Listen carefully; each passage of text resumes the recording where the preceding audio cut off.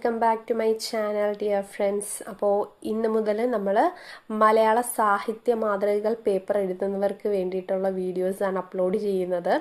ഇതിൽ ആത്മകഥ, ജീവചരിത്രം, യാത്രാവിവരണം, അനുഭവ സാഹിത്യം ഇത്രയും ഉൾപ്പെടുത്തിയിട്ടുണ്ട്.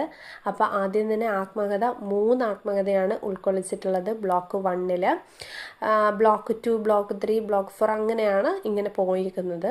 അപ്പം നമുക്ക് ഇന്ന് മുതൽ തുടങ്ങാം. അപ്പം വീഡിയോ തുടങ്ങുന്നതിന് മുമ്പായിട്ട് ചാനൽ എല്ലാവർക്കും ഇഷ്ടമായിട്ടുണ്ട്, വീഡിയോ ഇഷ്ടപ്പെട്ടിട്ടുണ്ടെങ്കിൽ ഒന്ന് സബ്സ്ക്രൈബ് ചെയ്യുക, ലൈക്ക് ചെയ്യുക, ഷെയർ ചെയ്യുക, മാക്സിമം ഒന്ന് കമൻറ്റ് ചെയ്ത് നിങ്ങളുടെ അഭിപ്രായങ്ങളൊന്ന് അറിയിക്കുക.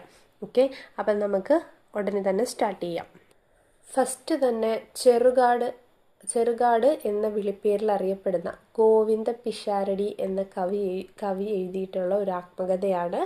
ജീവിതപാത എന്ന കൃതിയിൽ നിന്നാണ് എടുത്തിട്ടുള്ളത്. ആശുപത്രിയിൽ എന്നാണ് അതിൻ്റെ പേര്. ഓക്കെ, അപ്പോൾ ഇതിൻ്റെ ഒരു ഇതിവൃത്തം എന്താണ് എന്ന് പറയുന്നതിന് മുമ്പ് ചെറുകാട് ആരാണ്, ഗോവിന്ദ പിഷാരടി എന്ന കവി ആരാണ് എന്നുള്ളത് നമുക്ക് ആദ്യം തന്നെ നോക്കാം. ഓക്കെ, അപ്പോൾ ഗോവിന്ദ പിഷാരടിയെക്കുറിച്ച് ചെറിയൊരു കുറിപ്പ് ഇവിടെ കൊടുത്തിട്ടുണ്ട്. അപ്പം ഇതിൽ നിന്ന് ഞാൻ ഒരു ചെറിയ നോട്ടാക്കിയിട്ട് എഴുതിയിട്ടുണ്ട്, അത് ഞാൻ വായിക്കാം. ചെറുകാട് ഗോവിന്ദ പിഷാരടി മലയാള സാഹിത്യത്തിലെയും പുരോഗമന